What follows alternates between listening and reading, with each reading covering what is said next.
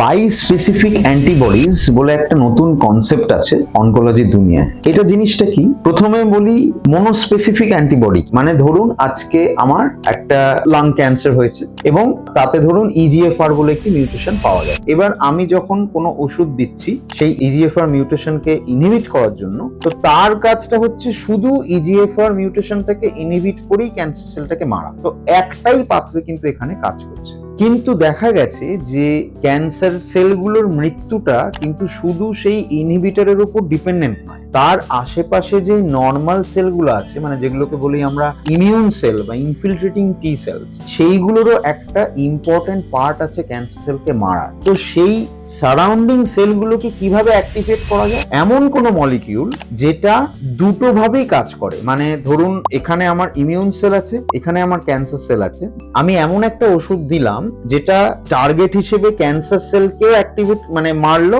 এবং তার আরেকটা উইং গিয়ে পাশের যেই ইমিউন সেল আছে সেটার সঙ্গে লেগে ইমিউন সেলকেও অ্যাক্টিভেট করলো, বললো তোরা এবার ক্যান্সার সেলটাকে মেরে ফেল। তো এই যে বাইপ্রংড যে অ্যাটাকটা, in one hand it is affecting the cancer cell, in the other hand it is activating the immune cell surrounding the cancer cell. এই কনসেপ্টটাকেই বলা হয় বাই স্পেসিফিক অ্যান্টিবডি।